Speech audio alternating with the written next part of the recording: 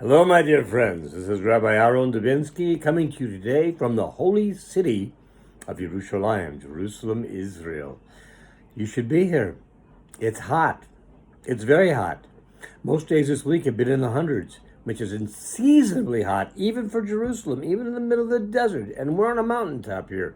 Jerusalem is the highest point in Israel beside the Hermon Mountains, but this is the place. One of the rabbis I work with say it's a preview of coming events for those who do not take teshuvah seriously. Except the real coming event of Gehenna, which is hell, is going to be 10 to 15 times hotter. So that would mean it would be 500, 600, 800 degrees. I think once you get above 100, I don't think it matters much. It's just bloody uncomfortable. Anyway, that was just something he said in levity in passing one day. So I wanted to share with you a little levity for you today. Again this week in a parsha, we have one of my favorite things that happens. Hashem warns the people. He warns the people. He says, I give you a choice between a blessing and a curse. Only this time he goes one step further, and I'm going to read it for you because it's so important. I don't want to make a mistake. It says, see, I have placed before you today life and good, and death and evil. That which I command you today, to love Hashem your God, to walk in his ways, to keep his commandments, his statutes, his ordinances, and you will live, and you will multiply, and Hashem your God will bless you in the land to which you come to take possession of it. But if your heart will stray, and you will not listen, and you are led astray, and you prostrate yourself to other gods and serve them, I tell you today that you will surely be lost. You will not lengthen your days upon the land that you cross the Jordan to come here to take possession of. I call heaven and earth today to hear witness against you. I have placed life and death before you, blessing and curse. You shall choose life so that you will live.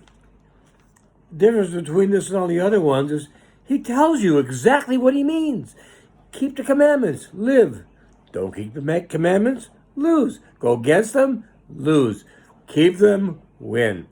And then, in case this isn't enough for you, in case this doesn't give you a clear vision of what you should be doing, of which direction you should go, let me see. Blessing, curse, life, death. I don't know. What should I do? He tells you, choose life. It couldn't be any clearer. It's exactly the way it should be. This is what you get when you choose life. This is what you get when you choose the other side. And you could do it simply by not doing what's over here. Who would choose death? Who would choose curse? Those who do not do what is necessary to choose life. One of my rabbis said this week, and I think it's important I share with you, people often ask us, how come my prayers are not being answered? And the answer is they are being answered. Your prayers are always being answered, all the time, many times immediately. Matter of fact, he says, in most times immediately. I had somebody the other day say to me, Rabbi, I don't know what to do. I've been praying for this thing for 2 weeks, and nothing. 2 weeks? 2 whole weeks and nothing? The clouds didn't part. A voice booming from the heavens telling you, I have granted you a wish. You're not watching Aladdin. This is real life. That doesn't happen like that. It's the way things are granted are not the way that we think they are necessarily. What he was saying is, no tefillah, no prayer goes unanswered. Okay? Later or earlier, they're always answered, usually earlier. Now, we used to say to people, you need to understand that the answer to your prayer may be no. The answer to your prayer may be not now. And that is still possible. But he took it to a different dimension, and I really like what he said. He says, HaKadosh Baruch Hu takes your prayer and gives it where he knows it is most used, most needed. And it'll be best used. In other words, you could make a prayer for something, and even though you need it, Your friend Jaime needs it more, and he gives it to Jaime. That's okay, because you have been the beneficiary of prayers like that yourself. Now, if we look back, we could say, where did I get a beneficiary of a prayer like that? Anything that happens, you say, wow, that was cool the way that happened. I can't believe it. That was maybe Jaime's prayer, and you got it because you needed it, and it could be used best with you at this time. Could be the prayer of a predecessor. Could be your parents, got it, if they're no longer with you, your grandparents, your great-grandparents, other multitudes of relatives, tzaddikim, who are on your side, who hear what you say and bring you a prayer to HaKadosh Baruch Hu. There's a multitude of ways this could happen. And we've all been the beneficiaries of it. Myself, I know I have. More than once, more than 10 times, more than 20 times. And these are just the ones I know about. And I only know about them because they were so miraculous. And they happened in such an unusual way. They could only have come from Kadosh Baruch Hu. Nobody else could have brought these things to me. So they came through me through the benefit of somebody else, because there are things where I maybe didn't even say anything about them very much. I mean, I remember this week, it was kind of interesting. I was driving home from downtown Jerusalem, and I said to my Rebbe, this could be a challenging month for us on a financial basis. We're rabbi. I'm a rabbi. We are not known to be the most well-paid individuals in the world. And she said, well, I'm sure Hashem will take care of us. And would you know, I got home, the phone rang. Somebody I know said to me, I need to ask you a question. Would you be willing to do some counseling for me to other people? I have more than I can handle, or for whatever reason. I wonder if you might be interested, because I know you know how to handle them. I said, of course I would. I hung up the phone. I told my Rebbe niece. She says to me, and she's right, you see how it works? Hashem listens to your prayer, and he grants your prayers. There's more of a catch to this, though. You need to understand. To have that happen to you, you need to be on the good list. You need to be on the side that chose life, the side that chose blessings. If you're not doing what you're supposed to be doing, you didn't choose that. And by default, you got the other side. You don't want the other side. Nobody wants the other side. You have things going on in the world today that would try the patience of a saint.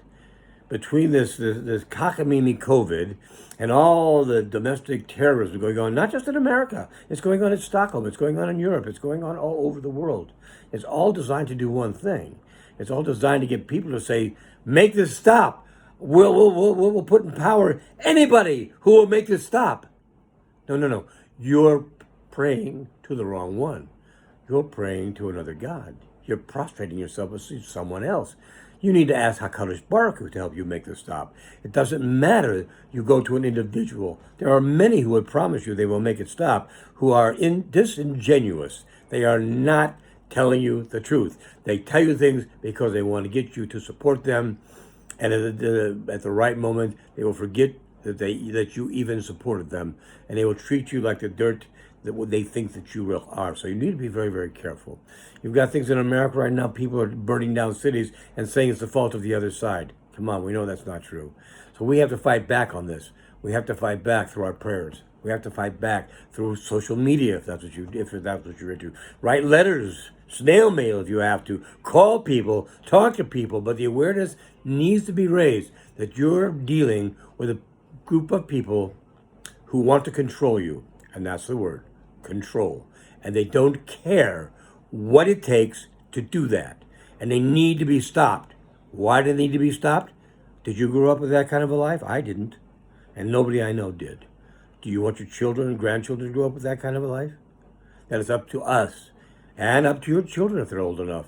Mine, thank God, understand this, and they're working in that direction. Hopefully, so are yours. If not, convince them. Talk to them. Talk to Hashem and have him help you convince them. Whatever it takes needs to be done, because you're coming into something which everybody thinks it's a big deal in America. What happens if this guy wins or that guy wins? I'm telling you, it doesn't matter. Who's going to win is who Hashem wants to win. Last time it was President Trump.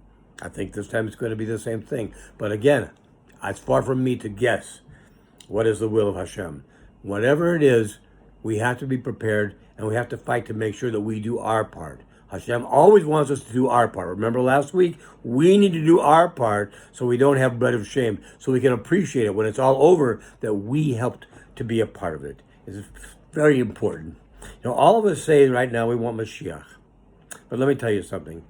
We need to act like we could live with Mashiach. Do we act like we could live with Mashiach? I don't know. How do you have to act? How would life be with Mashiach? Well, for one thing, once Mashiach comes, you have no mitzvot to do. Doesn't do you any good. So what you need to do, because at that point you know, everybody knows, I got to do about mitzvot. Well, yeah, well, that's great. You're a day late, you're $1 short. In the meantime, you need to start doing it now. Now we do the mitzvot. Now we do the things we do. This is the month of Elul. It's right before Tishrei, Rosh Hashanah. It's the time when they say the king is in the field. That means Hashem is accessible to all of us. We have his ear.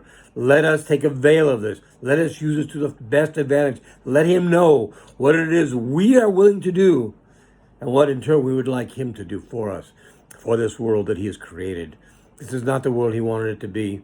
It's a mess, and we made it that way, not him. So we have to help clean it up, and then he will help us do the rest.